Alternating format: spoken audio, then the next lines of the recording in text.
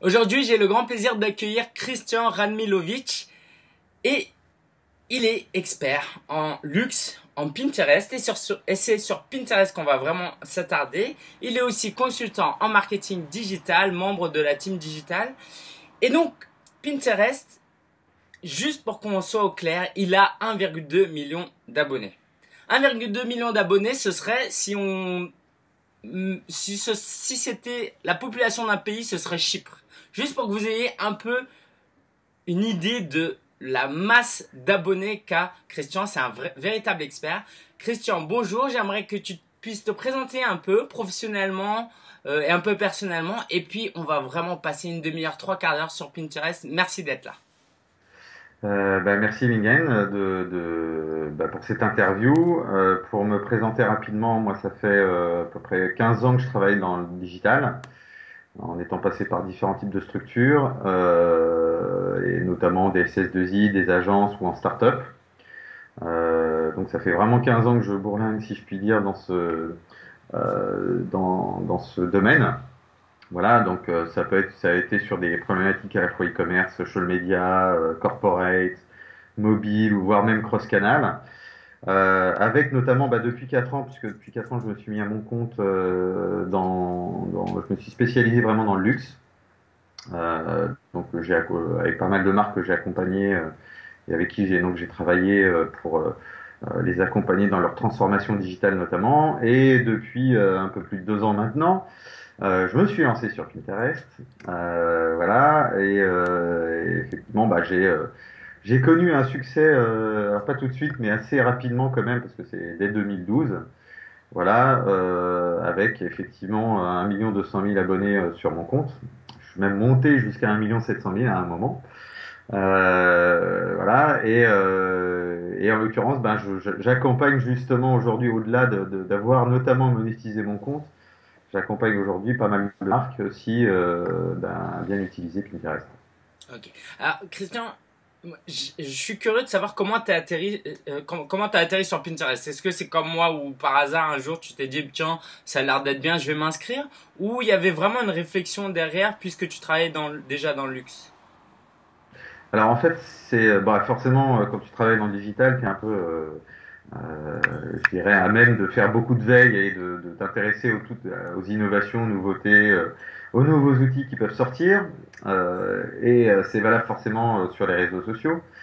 Et en fait, je sais pas si tu te souviens, mais début 2012, en l'occurrence c'est en février, en fait Pinterest facilitait l'inscription, parce que Pinterest est né qu'en mars 2010 hein, quand même, faciliter l'inscription en intégrant en fait le Facebook Connect. Hmm. Et donc ça a été lancé en février 2012 et très clairement, moi c'est à ce moment-là que je me suis inscrit, donc en février 2012, en utilisant forcément Facebook, qui est donc aujourd'hui forcément connecté à mon profil aussi. Et donc, en fait, au début, même, très sincèrement, je me suis posé la question, même pendant 2 mois, comment je vais utiliser Pinterest. Bon, ça a l'air sympa, à quoi ça me sert. Et puis finalement, c'est comme ça que je me suis lancé, quoi. Donc, ça a commencé un peu à faire le buzz à ce moment-là. Et même, je dirais que le nombre de membres stagnait, ou enfin ne croissait pas, en tout cas, beaucoup avant cette date. Et ça a explosé, donc forcément ça a fait un peu de buzz et je dirais que la communauté a explosé à partir de ce moment-là et donc c'était le bon moment pour m'y inscrire. Alors, évidemment, quoi. Moi, j'ai pas mal d'amis sur Twitter et sur Facebook, quoi. J'ai des abonnés, et très peu de gens sont sur Pinterest, ou quand ils le sont, ils sont très très peu actifs. Du coup, je pense qu'il y a très peu de gens qui connaissent qu'est-ce que Pinterest. C'est très sombre. J'ai un ami hier qui me disait ah, c'est pas ce truc où il y a ma copine, quelquefois elle veut acheter des trucs, elle clique, voilà. Bon, bref. Donc, est-ce que toi qui es expert, est-ce que tu peux nous expliquer en quoi consiste Pinterest? Alors, il faut savoir un truc, c'est que, alors effectivement, il n'y a peut-être pas énormément de gens, par exemple en France, qui sont aujourd'hui utilisateurs de Pinterest, euh, mais il faut quand même préciser que les gens qui y sont, en revanche, sont très actifs. D'accord. C'est valable en France, mais comme aux États-Unis ou dans d'autres pays aujourd'hui qui vivent une croissance, en tout cas, de leur nombre de membres sur Pinterest. Il faut savoir donc Pinterest c'est un réseau social d'images, hein, donc c'est ce qu'on appelait avant le scrapbooking 2.0 ou le tableau de Liège 2.0 sur lequel on épinglait finalement les choses qu'on aimait bien, qui nous intéressaient et finalement qu'on mettait en favori. C'est un peu cette logique-là. Donc si je dois faire une analogie avec notre métier aussi, finalement c'est un réseau social de curation, un peu à la Scoop It, Mhm. donc sur des informations. Ici, ce sont des images qu'on épingle finalement, puisque c'est voilà, pin et, veut dire épingler, et qu'on épingle ses intérêts, donc d'où Pinterest. Et l'idée, effectivement, c'est de créer des tableaux euh, d'inspiration, ou en tout cas pour épingler les intérêts, les différentes passions qu'on peut avoir au quotidien. Elles peuvent être liées au digital, mais ça peut être sur un sport ou sur une catégorie ou sur même finalement ça peut être sur la cuisine puisque ça fait partie D'accord. des thématiques les plus épinglées sur Pinterest. Et les gens en fait passent leur temps à créer ces tableaux donc d'intérêt et à côté de ça d'intégrer des images qui peuvent être soit des photos, des illustrations, des vidéos, des gifs, voilà, et en les intégrant et en les classant dans ces tableaux finalement en fonction de ce qu'ils peuvent trouver soit sur Internet, soit sur Pinterest même. D'accord. Alors, Voilà. pratiquement, j'ai envie de m'acheter un sac à main. Ouais. Je me balade sur un site e-commerce. Comment je l'épingle? Comment, comment ça marche? Alors, il y a plusieurs façons, je dirais, quand tu es sur un site e-commerce notamment. Donc, aujourd'hui, ça fait un peu partie effectivement des usages. Généralement, les e-commerçants, alors, plus aux États-Unis aujourd'hui ou dans des pays anglo-saxons qu'en France, intègrent le bouton Pin It. Au même titre que tu peux intégrer le bouton Share Facebook ou Twitter ou Tumblr ou Google Google Plus. Plus et autres. Voilà, c'est aussi simple que ça. C'est-à-dire que ce bouton Pin It est aussi simple à intégrer que ces autres boutons. Donc il y a cette manière-là.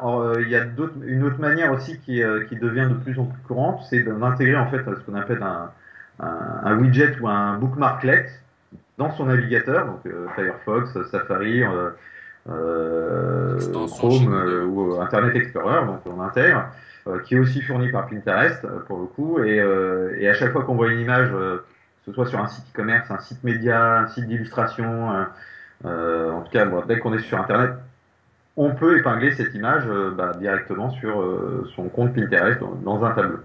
Donc en Ah, fait, ce sont les deux manières les plus courantes qu'on peut retrouver. Certains vont un petit peu plus loin, c'est-à-dire que on peut notamment intégrer un widget qui permet, alors ça pour les e-commerçants, qui permet aussi, alors, au passage de la souris sur l'image, de faire apparaître finalement super.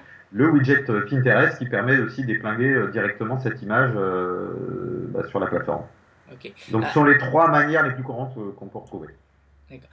Alors, on l'épingle sur, tu parlais, un tableau, donc un board en anglais. Ouais. Comment fonctionne ce système de tableau? Alors le tableau, en fait, c'est-à-dire que on ne peut pas quelque part intégrer un pin sur son compte comme ça sans l'intégrer dans un tableau. Ce qu'il faut comprendre, c'est que Pinterest est le seul réseau social aujourd'hui qui crée non pas du lien entre des gens, enfin voilà, entre des personnes, hein, comme tout autre réseau social, mais entre les intérêts des gens. Et les intérêts, en fait, correspondent à ces fameux tableaux qu'on crée. Donc quand on crée un tableau, voilà, ça fait un tableau effectivement comme tu dis sur les sacs à main, notamment qu'on peut aimer. Alors ça peut être n'importe quelle marque, mais on peut créer notamment un tableau sur des sacs à main soit de luxe, soit plutôt mode, soit plutôt des sacs à main, on va dire un peu arty ou des sacs à main décalés. Enfin voilà, on peut créer autant de thématiques qu'il y a quasiment de sacs à main. Et avec ce tableau en fait, donc qu'on crée, donc on lui donne un nom, tout simplement. On lui donne une description pour bien en fait signifier aux personnes qui viennent sur mon compte ou sur ton compte qu'est-ce qu'on va y retrouver dans ce tableau. Et à l'intérieur de ce tableau, donc il faut un petit peu de paramétrage à faire, mais bon voilà, parce qu'il est un tableau, on l'associe à une catégorie dans Pinterest, donc il y a différentes catégories notamment, et on peut l'associer, j'aurais presque tendance à dire à n'importe quelle catégorie. dans la mesure où tout dépend de la ligne éditoriale que tu lui donnes, en tout cas ce tableau. Et ensuite, on a juste à intégrer tous les pins qu'on trouve, en tout cas tous les visuels, tous les médias qu'on veut épingler dans ce tableau. Voilà, on a juste à l'intégrer dedans en rajoutant une description au pin ou à l'épingle qu'on y met. Voilà. D'accord. Donc, Euh, alors l'usage, dis-moi si je me trompe, est-ce que par exemple c'est une personne qui pour la Saint-Valentin ou pour son anniversaire ou juste comme ça, elle choisit par exemple 10 sacs qu'elle a envie d'acheter, elle en fait comme une liste d'envie, une wish list, qu'elle a envie de partager un peu. Est-ce que c'est ça vraiment l'usage le plus commun qu'on peut retrouver? alors, effectivement, ça fait partie des usages. En fait, ce qu'il faut comprendre dans le Pinterest, c'est que ça incite à passer à l'action. En fait, ce qui est important, c'est le passage à l'action. Et souvent, d'ailleurs, on passe à l'action en passant du virtuel au monde physique, au réel. Comment ça se traduit? Quand tu le dis, effectivement, c'est je fais ma liste de favoris, ma liste de courses. Donc, je fais une première sélection, donc, notamment de plusieurs sacs. Alors, forcément, on n'est pas obligé de tous les acheter, mais on fait une première sélection pour se dire, voilà, après, j'ai mis ça en favori et ce qui me permet derrière, je fais mon choix avant de passer en magasin, alors que ce soit un magasin en ligne ou un magasin physique, bien évidemment, parce que des gens souvent aussi passent de leur tableau à un magasin physique. Ça peut être aussi, notamment, voilà, la cuisine m'intéresse, c'est une passion, j'épingle, je fais la curation notamment de plusieurs recettes de cuisine. Alors tu peux les ranger par thématique, notamment que ce soit pour des desserts, que ce soit la cuisine végétarienne, que ce soit lié uniquement à des plats ou à des sushis, enfin voilà, peu importe la thématique. Et en fait, les gens, ce qu'ils font, c'est qu'ils rassemblent l'ensemble de ces recettes. Et après, en fait, ils les utilisent pour les préparer finalement chez eux. Donc, quand ils invitent des amis, c'est un peu le système aussi, entre guillemets, des nouvelles startups, notamment dans le domaine de la cuisine collaborative. Il y a un peu cette logique-là. Dans le même genre, tu peux trouver aussi des gens en fait qui font la curation d'objets, donc qui les intéressent, ne serait-ce que pour c'est une grosse tendance aussi sur Pinterest, c'est le DIY, donc le do it yourself, des objets à préparer soi-même. Donc ils font de la curation, ils créent un tableau pour ça, dans différentes thématiques parfois aussi. Et l'objectif derrière, c'est je mets en application on va dire ces modes d'emploi, un peu à la IKEA si je puis dire, ces modes d'emploi, donc qui ont des formes visuelles, pour les préparer chez moi. Donc, ça peut être du tricot, ça peut être des objets de décoration, ce qui est une des thématiques les plus importantes aussi sur Pinterest. Voilà, donc il y a vraiment cette logique. Je prépare des tableaux avant de passer à l'action. D'accord. Voilà, c'est Alors, une vraie tendance. justement, c'est l'une des particularités de Pinterest pour les business, les e-commerce. C'est que contrairement à Facebook où on est là, bon, on discute avec les gens et de temps en temps on voit de la pub, c'est limite dérangeant. Là, il y a vraiment une volonté de aller, je vais faire des courses, je vais faire du shopping. Donc pour les entreprises, c'est vraiment intéressant d'être sur Pinterest parce que, comme tu disais, il y a un passage à l'action, il y a une transaction qui peut être faite. La conversion entre le simple réseau social et l'achat est beaucoup plus proche, quoi. Exactement. En fait, on est. Alors aujourd'hui, en fait, on parle beaucoup de social shopping. Effectivement, alors, le Pinterest ne sert pas qu'à ça, parce que c'est aussi un moteur de recherche et d'inspiration, en fait, quelque part. Si on prend d'ailleurs notre métier, tu vois, en agence, tu as beaucoup de DA qui l'utilisent, directeurs artistiques, pour se faire des moodboards, notamment pour pondre des concepts derrière, enfin des concepts créatifs. Alors, pour revenir au sujet, donc effectivement, c'est un énorme aussi moteur de social shopping. En fait, ce qu'il faut comprendre, c'est que dans la tendance e-commerce aujourd'hui, finalement, on va beaucoup sur une logique de recommandation sociale.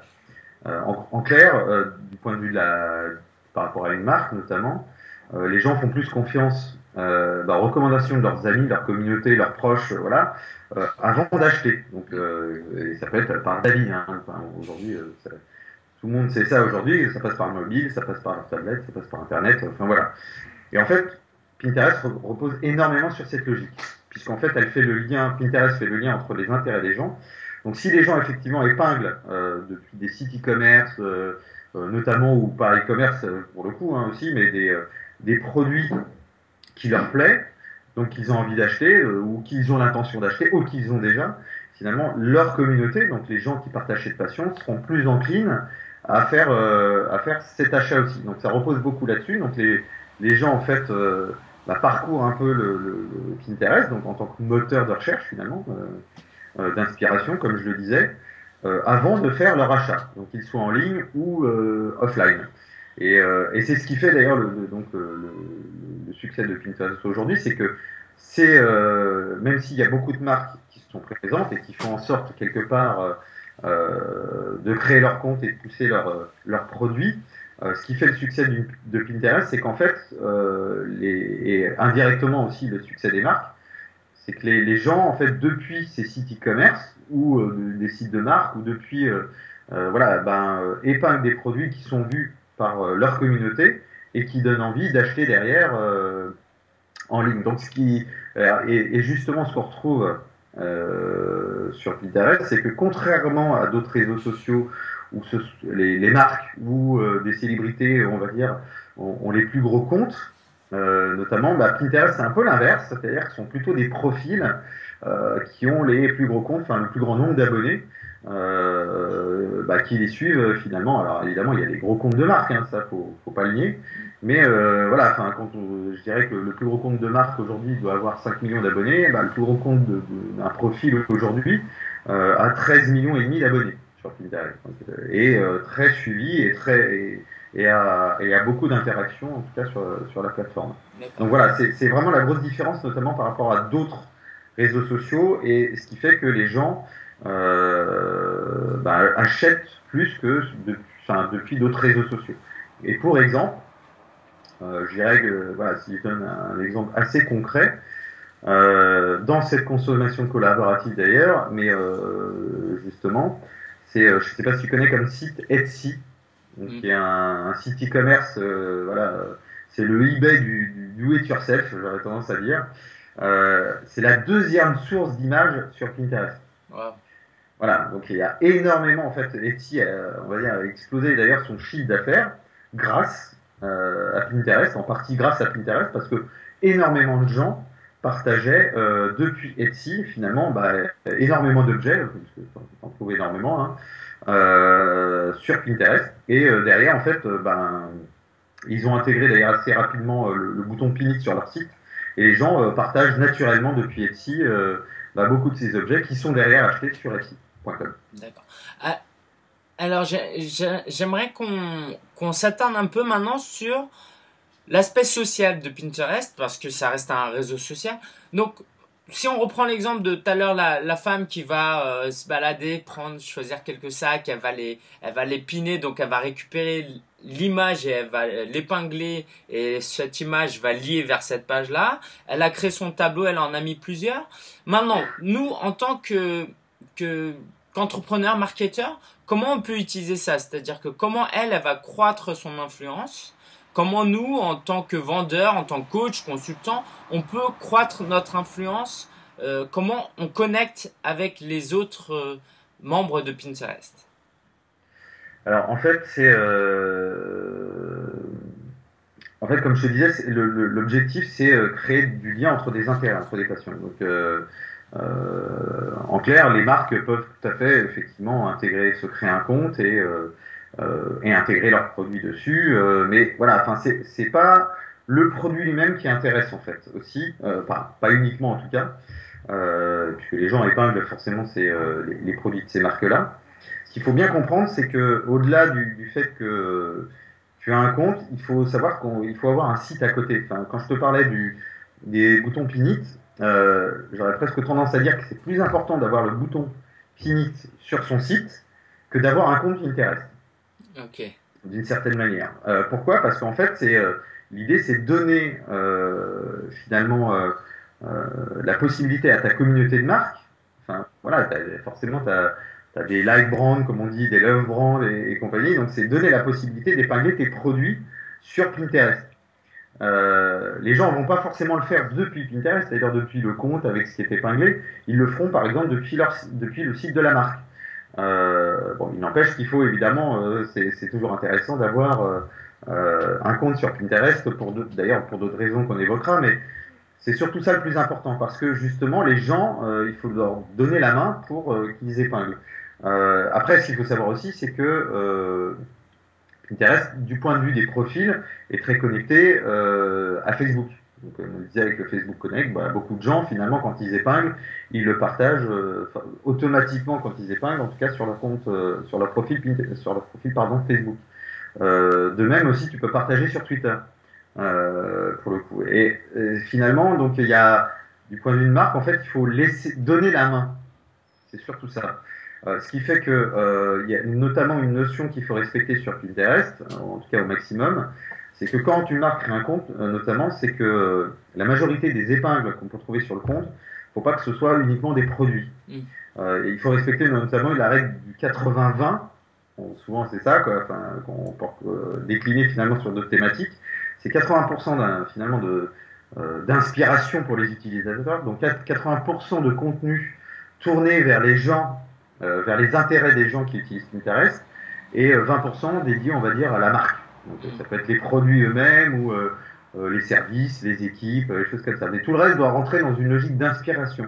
Ce qui fait que les épingles que tu mets sur un compte peuvent être soit dédiés à ton propre produit, mais surtout à ce qui intéresse, donc l'univers qui intéresse. Donc je sais pas, hein, mais c'est enfin, si je sais, mais si tu veux, par exemple, tu donnais l'exemple des sacs tout à l'heure.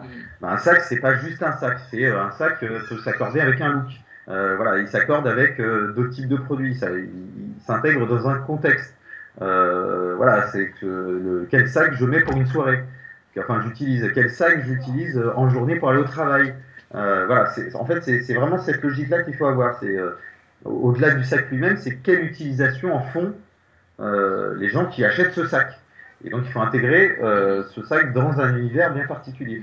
Au même titre qu'on parle de recettes de cuisine, ce que je te disais tout à l'heure, voilà, ça s'intègre vraiment dans le cadre d'une utilisation, d'une action derrière. Et c'est comme ça qu'il faut construire en fait sa stratégie sur Pinterest. Donc, que ce soit dans le type d'épingle que tu postes que dans la construction, enfin la stratégie éditoriale de ton compte. Il faut avoir cette même approche. D'accord. D'autant plus que si on reprend les 80-20, on peut l'appliquer non seulement aux épingles, mais aux tableaux, parce que non seulement on peut s'abonner à une personne, à un profil et suivre tous ces tableaux, mais on peut s'abonner aussi individuellement à chaque tableau. Donc par exemple, si on prend l'exemple du sac à main, moi j'ai un tableau, je vends des sacs à main, je vais faire un tableau sac à main, mais en fait à côté je vais faire 4 autres tableaux où ça va être mode, je sais pas, ça va être tendance printemps-été ou Paris. Bon, tu vois bien que c'est pas mon domaine le luxe. Bref, tu trouveras des meilleurs exemples. Et donc les gens peut-être vont être attirés par mes autres tableaux et vont voir que ah bah tiens, il part de la mode parisienne. Ah bah tiens, ah il a aussi un tableau sur des sacs à main qu'il a créé, c'est une marque personnelle. Et donc on peut attirer du trafic comme ça de cette manière-là. Exactement. En fait, c'est les gens suivent plus, enfin en tout cas les communautés suivent plus des tableaux que des gens. Enfin, c'est ce que je te disais tout à l'heure. On suit plus des tableaux que des profils. Donc tu vois souvent en fait d'ailleurs des décalages entre finalement le nombre d'abonnés d'un compte et et des différences derrière entre le nombre d'abonnés par tableau, qui est souvent pas le même quoi. D'ailleurs pour le coup, que ce soit d'une marque à l'autre ou d'un profil à l'autre. Parce que, comme je le disais, on suit des intérêts. Enfin, on crée du lien entre des intérêts. Ce qui correspond d'ailleurs finalement au monde physique. C'est-à-dire que tu deviens ami avec des gens ou tu crées du lien avec des communautés en fonction des intérêts. C'est la première chose que tu fais. C'est pas, voilà, enfin, c'est pas, on va dire que tu te lis pas avec une personne parce qu'il a un nom, un prénom ou un compte tweet. Enfin, voilà, en fait, c'est la même chose que dans le monde physique. Les gens en fait créent du lien entre ces différents, bah voilà, ça se retranscrit par des tableaux, ces intérêts. Et finalement, les gens, et c'est aussi comme ça moi que j'ai construit finalement mon compte, c'est en fonction de mes intérêts. C'est-à-dire que j'ai plein de présences, on va dire digitales aujourd'hui, hein, dans les différents. Un LinkedIn qui est plus orienté professionnel, Facebook qui est plus, enfin qui est aussi finalement très professionnel mais avec un peu de personnel. très peu, mais Twitter qui est très professionnel, voilà, Instagram qui est très personnel, et quasi uniquement. Et en fait, là, ça me permettait de concilier les deux et en le retranscrivant par l'image. Mhm. Voilà, c'est ce que je ne pouvais pas faire par ailleurs, finalement. Sur n'importe quel autre réseau social, je ne pouvais pas le faire. Et j'ai trouvé cet intérêt avec Pinterest. Voilà, D'accord. et c'est ce qui fait vraiment, c'est la stratégie pour une marque, elle doit se faire là-dessus, sur les intérêts des gens. Voilà. Alors, maintenant, appliqué à ton compte, comment tu as fait pour dépasser le million d'abonnés? Donc justement, tu as appliqué tout ça, c'est le principe des intérêts, tu as attiré les gens par leur intérêt. Tu peux nous raconter un peu comment ça s'est fait? Alors, c'est un peu particulier en ce qui me concerne. C'est valable d'ailleurs pour d'autres profils et c'est valable pour certaines marques d'ailleurs. Ce qu'il faut savoir, c'est que Pinterest au début, quand il s'est créé, enfin au début et même, enfin quand il y a eu l'explosion en 2012, c'était le seul réseau social où on était obligé de suivre des tableaux pour s'inscrire, pour créer un compte. D'accord. Donc quand tu t'inscrivais, en fait, il fallait choisir notamment à l'époque 5 centres d'intérêt. Voilà. Une fois que tu avais choisi ce centre d'intérêt, en fait, Pinterest, via son algorithme, te suggérait en fait, en fonction des intérêts, en fait, 5 tableaux à suivre. Il faisait le choix sur un intérêt en particulier. Et en fait, tu étais obligé de suivre ces tableaux pour aller plus loin et donc créer ton compte.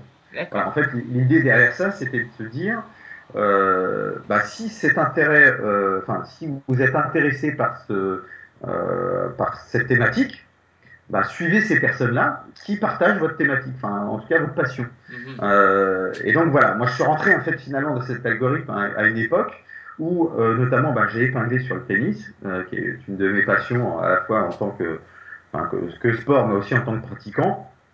Et j'étais un des rares finalement à l'époque à épingler sur ce sport, puisque bah, comme c'était majoritairement américain, les sports que tu voyais plus fréquemment, c'était baseball, le football américain, le golf, le basketball, enfin voilà quoi.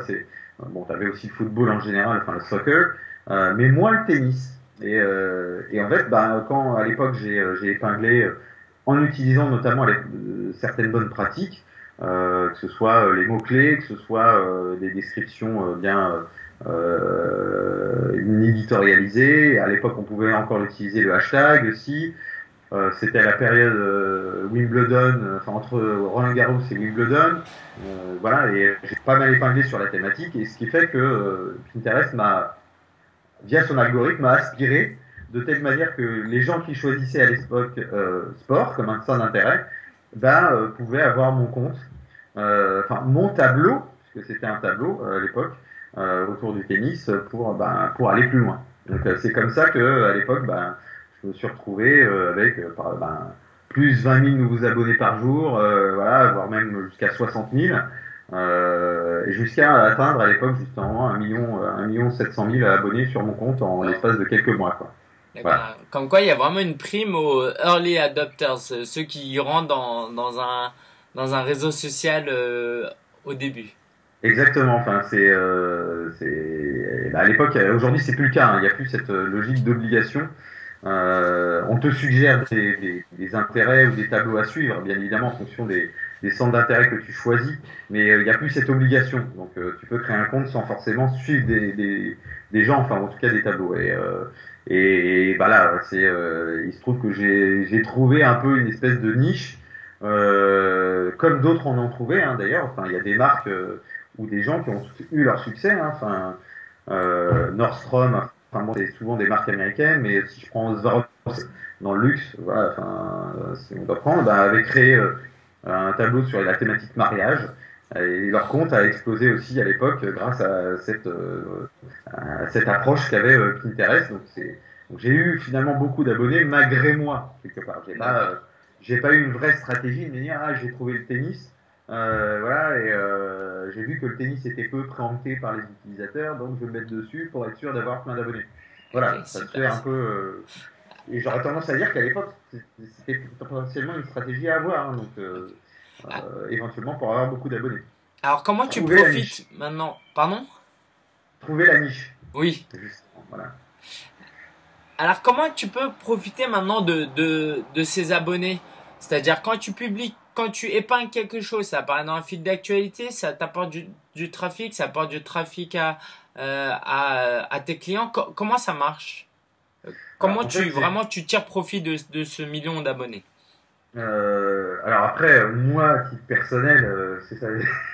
C'est sûr qu'il y a eu un moment où j'ai commencé à monétiser mon compte. En fait, voilà, je me suis retrouvé, j'ai été contacté par des plateformes d'affiliation D'accord. américaines pour effectivement épingler et en tout cas en leur compte. Enfin voilà, et pour le compte notamment aussi de marques partenaires de ces plateformes d'affiliation.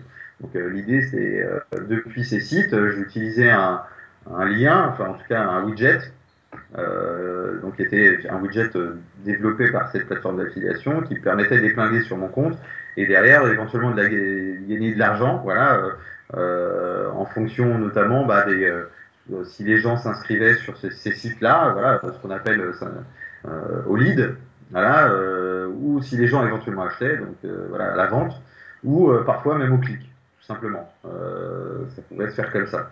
Euh, et notamment en utilisant le fameux tableau, moi, qui est à 1 700 000, enfin 1 100 000 abonnés aujourd'hui, puisque les autres n'ont pas autant de, mes autres tableaux n'ont pas autant d'abonnés, puisque généralement je tourne autour de 10 000 abonnés sur les autres tableaux, bon, ce qui est déjà pas mal hein, finalement, Hmm. sur d'autres thématiques, mais voilà, j'utilisais ce tableau pour épingler. Et après, en fait, de fil en aiguille aussi, ce qu'il faut comprendre, c'est que je me suis spécialisé sur Pinterest dans la mesure où j'ai eu ce succès. Voilà, forcément, je me suis intéressé énormément à l'usage de Pinterest, donc que ce soit dans l'utilisation même ou dans les nouveautés qui pouvaient sortir.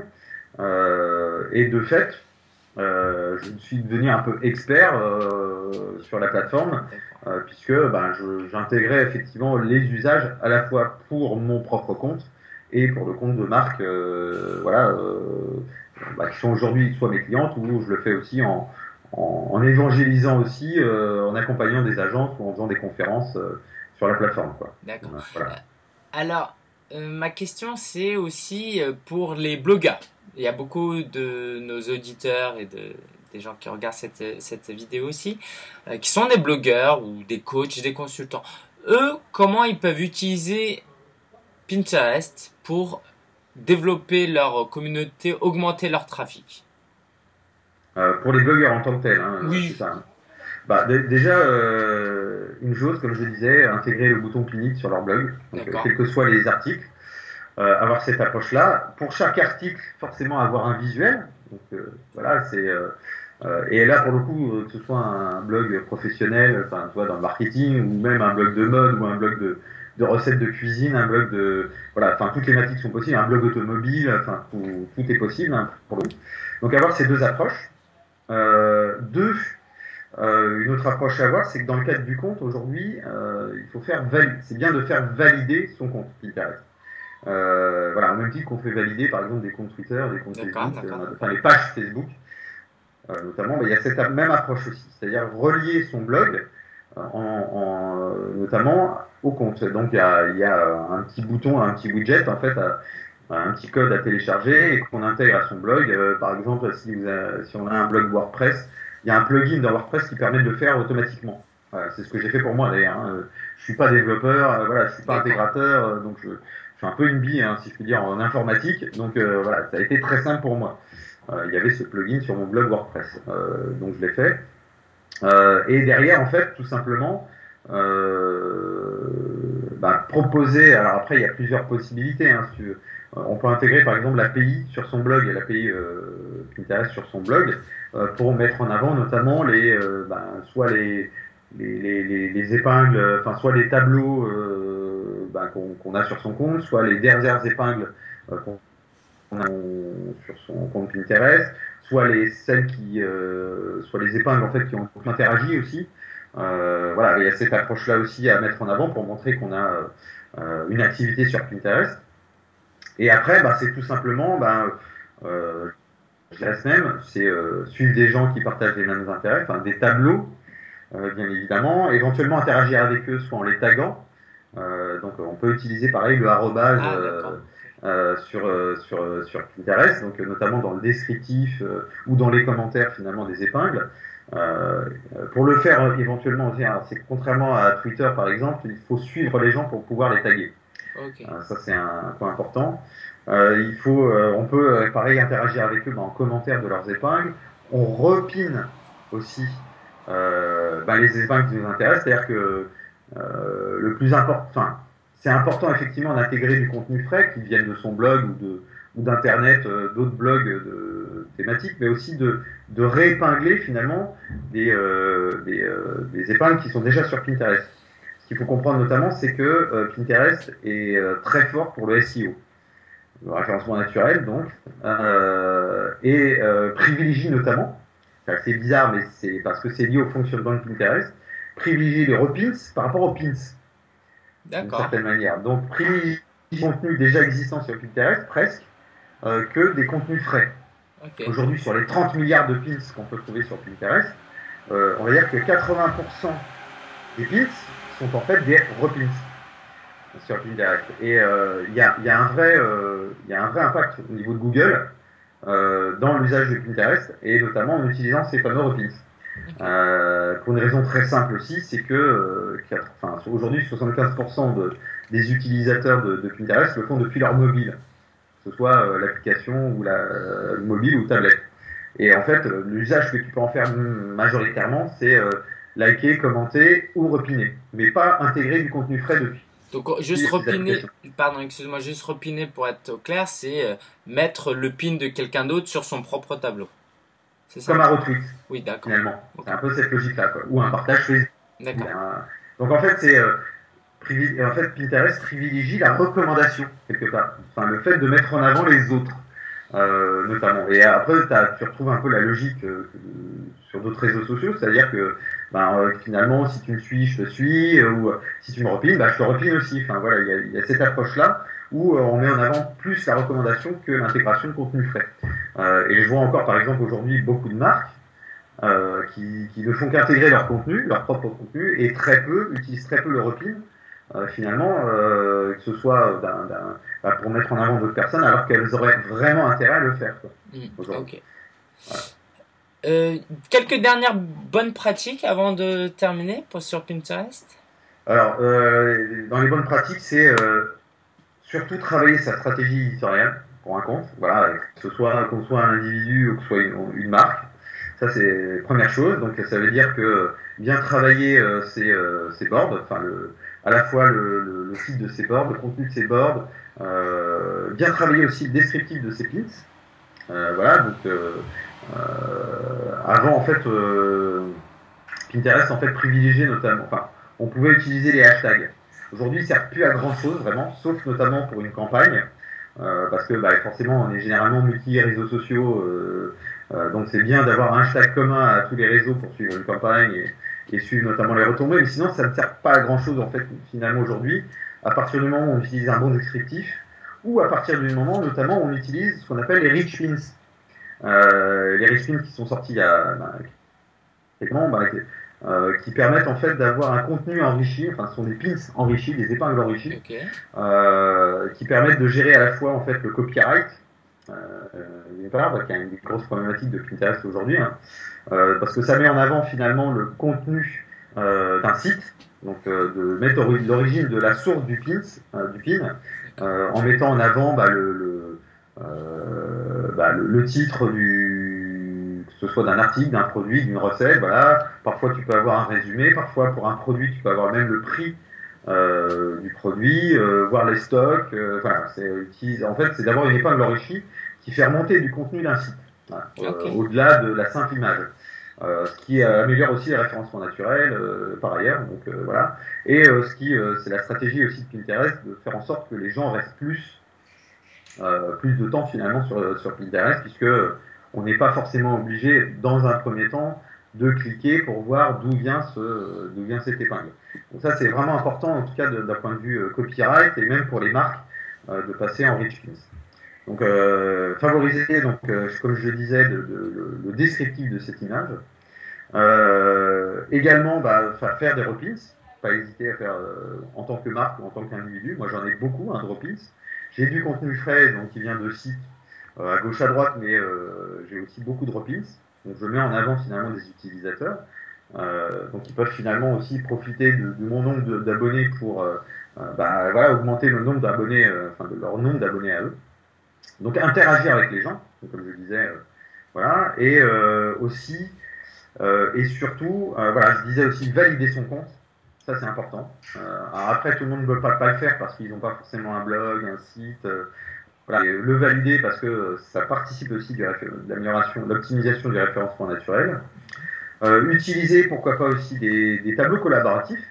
Voilà, donc avoir enfin, développer en tout cas des tableaux où on est plusieurs, voilà, à épingler dessus. Donc notamment en jouant sur cette notion de passion ou d'intérêt commun entre les gens. Et ça participe aussi du rayonnement de la visibilité pour tout le monde, pour les gens qui participent en tout cas à ce tableau collaboratif. Il y a énormément de choses. Enfin, par exemple, dans les Rich Pins aussi, depuis le mois de novembre, en fait, tu as les Place Pins, qui sont les pins géolocalisés. Donc, via notamment un partenariat entre Pinterest et Foursquare, les gens peuvent créer en fait des maps. Voilà, on parlait tout à l'heure du passage à l'action. Les gens qui préparent, je sais pas, leurs futures vacances, leur futur voyage de noces, voilà, peuvent utiliser en fait ces tableaux pour créer un circuit. Voilà, on utilise en fait les pins en fonction des endroits, voilà, avec des belles images. Et derrière, en fait, on a une carte, un mashup Google Maps qui permet en fait d'avoir le circuit. Donc de préparer son voyage à la fois pour soi, mais aussi de le faire partager à d'autres personnes qui peuvent être intéressées par cette destination et qui veulent suivre finalement aussi le parcours de la personne, enfin en tout cas de l'utilisateur qui va voyager. Voilà, il y a aussi cette logique-là. Donc, okay. Alors il y a énormément en fait de conseils à donner. Après, tu pourras peut-être d'ailleurs le communiquer à ta communauté aussi. Pour le coup, hein, j'ai fait un document en fait que j'ai mis sur mon SlideShare qui donne notamment plusieurs bonnes pratiques, plusieurs conseils à suivre pour utiliser et développer sa communauté sur Pinterest. Voilà. Donc, ça peut être un lien qui peut être intéressant, à la fois pour des gens qui l'utilisent en tant que profil, en tant qu'individu, mais également pour les marques. Super. Merci Christian. On intégrera ce SlideShare. Merci pour ton temps, pour tout ce que tu nous as apporté. Pinterest, ça paraît très prometteur et puis on a beaucoup de choses à apprendre. On a déjà appris beaucoup de choses avec toi. Alors pour ceux qui veulent te suivre, apprendre un peu plus de toi, où est-ce que tu les enverrais? Sur quel réseau social? Comment ils font pour te contacter? À la fois sur mon Twitter, donc, qui est Radmilovic, @Radmilovic, tout simplement. J'épingle beaucoup d'ailleurs sur Pinterest. Aussi sur mon Scoopit. Donc j'ai créé en fait une thématique Pinterest sur Scoopit. Et également, et forcément sur Pinterest. Voilà, j'ai mon compte Radmilov. On peut me trouver en tapant Christian Radmilovic.